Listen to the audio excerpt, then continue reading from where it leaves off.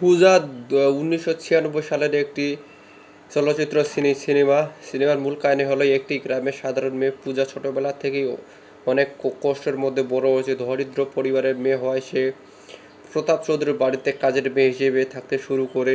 কিন্তু কাজের মেয়ে হলেও পূজা ছিল অন্তত সৎ, পরিশ্রমী এবং সাহসী। বাড়ির সবার সুখ দুঃখ সে আপনজনের মতো পাশে দাঁড়াতো। বিশেষ করে প্রতাপ চৌধুরীর মেয়ে ময়নার সঙ্গে তার সম্পর্ক ছিল খুব গভীর। ময়না পূজাকে শুধু একজন কাজের মেয়ে নয়, নিজের বোনের মতো ভালোবাসত। সময়ের সঙ্গে ময়নার বিয়ে হয় এক ধনী পরিবারে।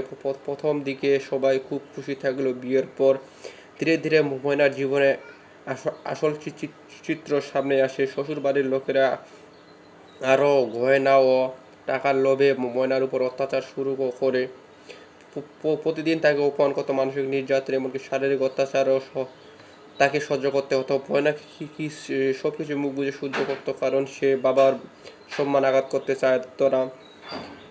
একদিন পূজা জানতে পারে ময়নার অবস্থা খুব খারাপ। সে আর চুপ করে থাকতে পারে না।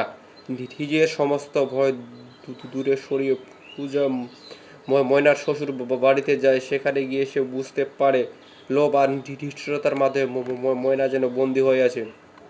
পূজা ধীরে ধীরে বুদ্ধি ও সাহস দিয়ে পরিস্থিতি সামাল দিতে শুরু করে। সে একদিন ময়নাকে মানসিকভাবে শক্ত করে তোলে।